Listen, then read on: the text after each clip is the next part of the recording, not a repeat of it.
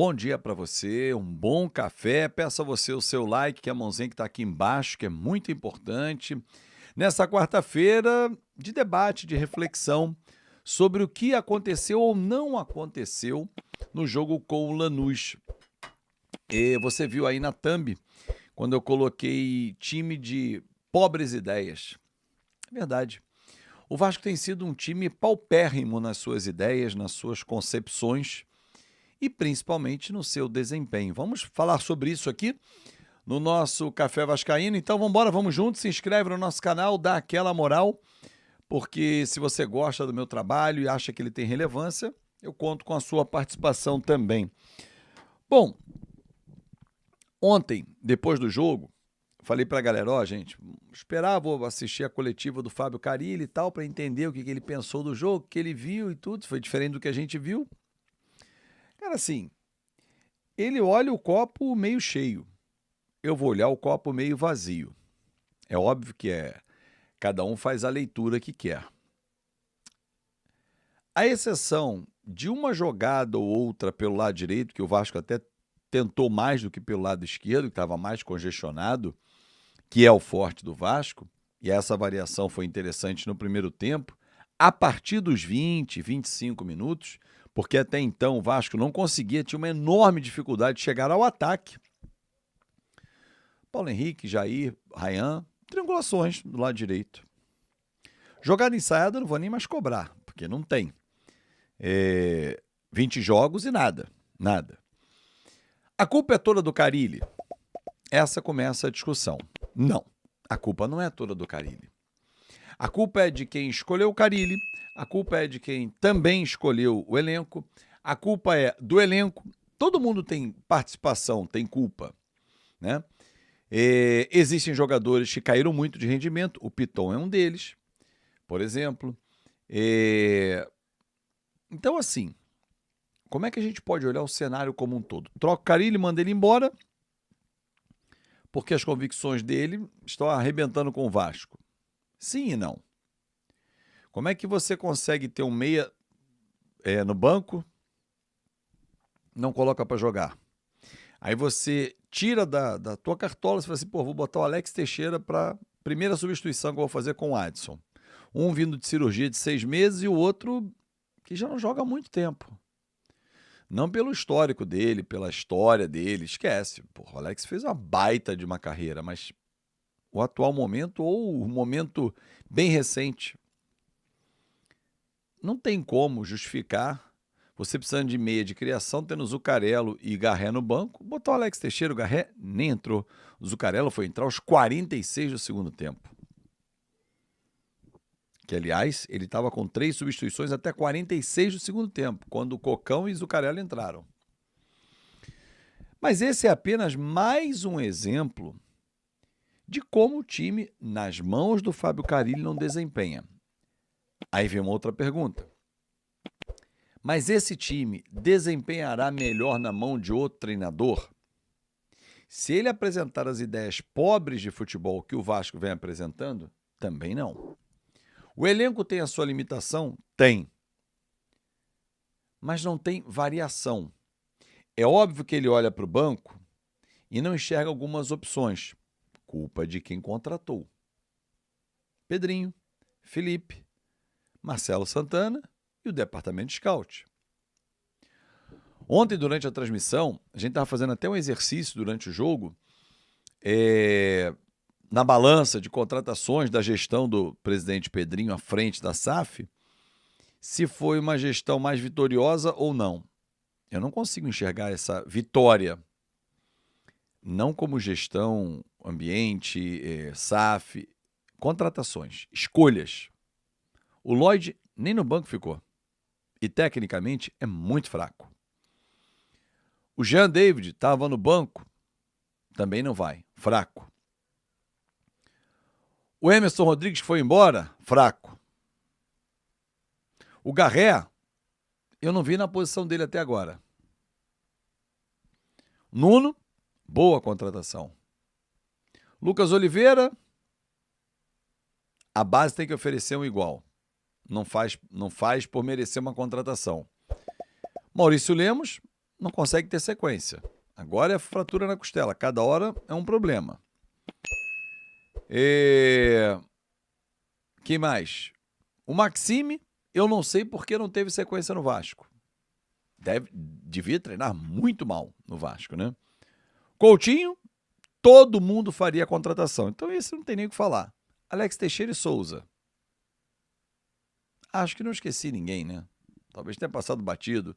Lucas Freitas, bom zagueiro. Uma boa composição de elenco. Mas hoje ele é titular. O time do Vasco tem opções que dão pouca variação para o Fábio Carille, que amanhã pode ser o Fernando Diniz, o Oswaldo de Oliveira, o Jorginho, qualquer que seja o nome. Mas assim, as poucas opções, ele precisa saber tirar mais. O repertório é muito ruim do Vasco. Não há uma jogada ensaiada. Você já parou para pensar nisso, torcedor?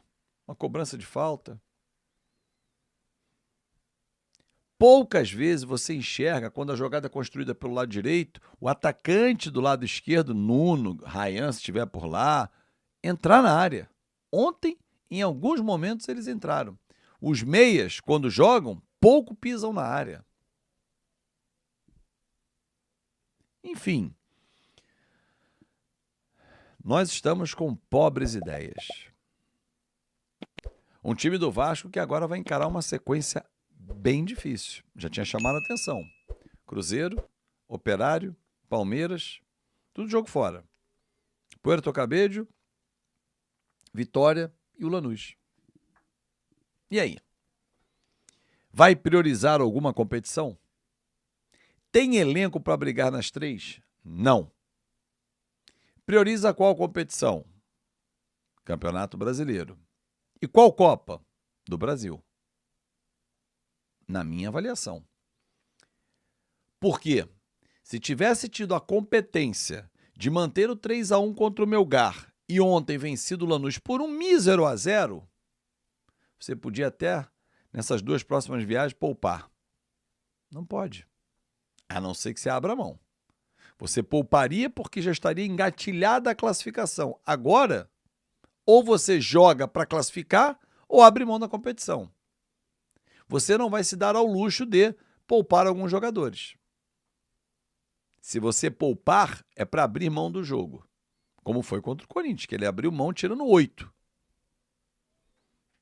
Mas e aí? A pergunta que eu faço para fechar para você, torcedor. Será que o presidente Pedrinho, Felipe, diretor de futebol, estão satisfeitos com esse desempenho do Vasco? Satisfação com o elenco em relação ao investimento limitado no Vasco. Isso foi um fator esclarecedor para o torcedor e soou muito positivo naquela situação do jogo. Agora eu quero saber se esse fator limitador faz com que a sua equipe só tenha uma forma de jogar, porque o que a gente vê é que você muda peças, mas não muda a forma de atuar, né, com a distribuição dos jogadores em campo. Queria saber se realmente esse teto de limite da diretoria também interfere nisso. Obrigado. Boa noite. Não, a questão das mudanças, ela se passa muito pela característica dos atletas também, né? Então, hoje fizemos um jogo duro que a gente sabia que tinha que ser. Jogo de Sul-Americana, jogo de Libertadores, nós sabemos que é assim.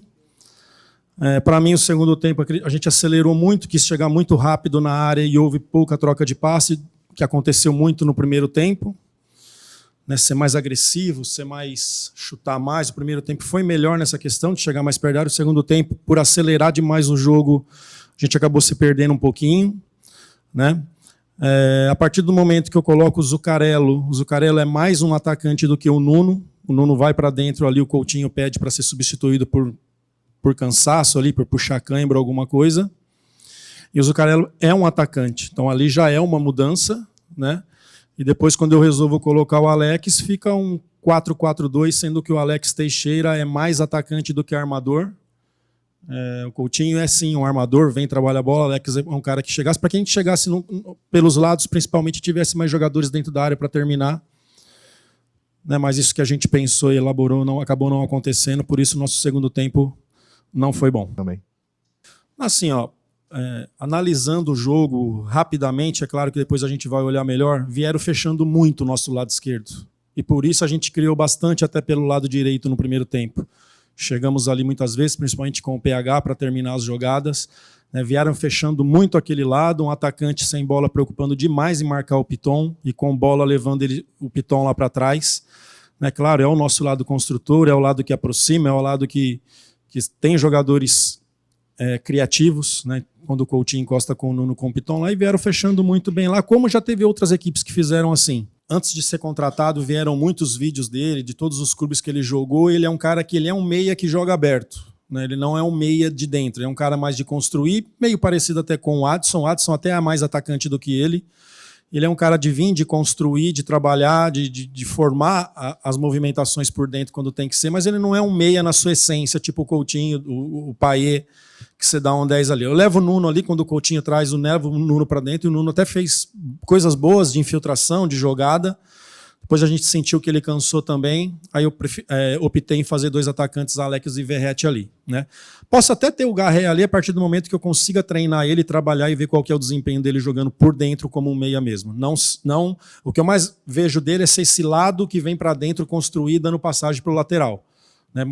Parecido assim com o que o Gerson faz no Flamengo e outros jogadores já fizeram isso bastante. O Veiga já fez isso também bastante no Palmeiras, jogando de lado, vindo para dentro para deixar corredor para o lateral. Torcedor vascaíno, esse empate em 0-0 dentro de São Januário deixa o Vasco numa situação complicada no grupo, onde o Vasco vai ter que fazer jogos fora de casa e tentar aí a classificação em primeiro lugar no grupo. Lembrando que com esse empate o Vasco se mantém em segundo lugar, atrás do próprio Lanús, e terá partida difícil, né, contra o Puerto Cabelo fora e também contra o próprio Lanús fora de casa. Quero sua opinião nos comentários, não esquece de deixar like, se inscrever no canal e ativar o sininho de notificações.